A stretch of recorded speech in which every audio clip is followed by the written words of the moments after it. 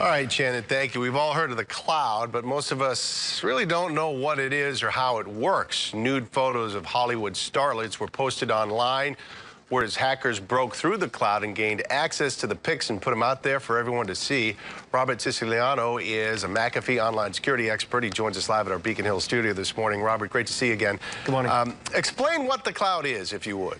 So the cloud really is just the internet as a whole, and it's where corporations house large servers that have our information, generally in climate-controlled buildings. So the cloud really is physical buildings that are off-site, meaning off our site, like off a homeowner site or even off a smaller corporation site, and it's data that's being stored by a big company like Apple or Microsoft or somewhere else. Do we all have cloud? Are we all part of the cloud and maybe not even realize it? Well, if you have Yahoo Mail, if you have Hotmail, if you have Gmail, that's all cloud. If you have iCloud from Apple, that's cloud as well.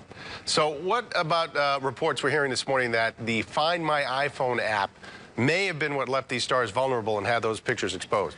Well, that's certainly a possibility. There have been iPhones that have been hijacked in the past or held for ransom as a result of the Find My iPhone application.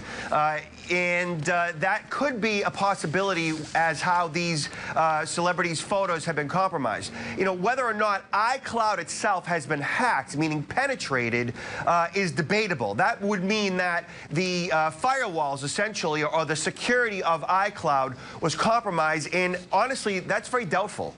Now, a lot of folks are saying, well, these stars should have known better about where they put their pictures, but if they think they're safe, I mean, is it a case, Robert, if I take a picture with my cell phone of anything, does it automatically go to the cloud? So that picture on your phone could also be on your desktop or your laptop. It can also be stored in the cloud, all depending on your settings and how everything is being synced. Whether or not you're syncing your iPhone photos to iCloud is an option that you may choose to pay for or not.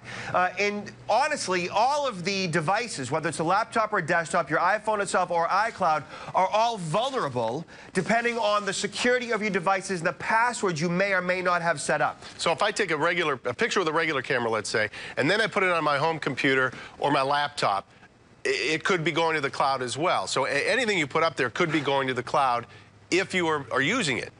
Yes, exactly. Okay. So whenever you store something on your home device, your desktop, if you're syncing it, if you're backing it up to a backup server, that's the cloud. How do you get off the cloud? So depending on how you back up your information, like, for example, I have local backup, which means I have local hard drives. And I back up my stuff, it's locally, but I also back it up via iCloud, and I also back it up via a third-party backup. So I have redundant multiple backups just in case, say my house burns down, which would be the worst-case scenario. But you want to have it off-site so that, you have backups for this stuff. All corporations have redundant backups, say, for natural disasters, hurricane, tornado, fires, and they have it backed up. Like, you want your bank to back up your stuff in the cloud off-site just in case your bank goes down. So not having stuff in the cloud is more of a liability than having it in the cloud. So people who hear this story and they're like, I'm a little reluctant here, you're saying, what, the cloud is probably a smart thing to do in spite of what's happened here. You want your bank to back up your data, right? Like, if they lose your information, that would be a bad thing. You want your hospital to back up your data. You want them to have that in case the hospital goes down. So the cloud is a good thing. You just have to manage your credentials and your passwords and your security so that it isn't compromised. And the lesson learned here, we should have learned a long time ago, the right to privacy in the digital age, now a bygone era, I guess. Yeah, and stop taking naked photos and putting them online. Yeah, well, that would be a good lesson to learn, too. Robert Siciliano, we always appreciate your expertise, Robert. Thanks so much. Thank you, Gene.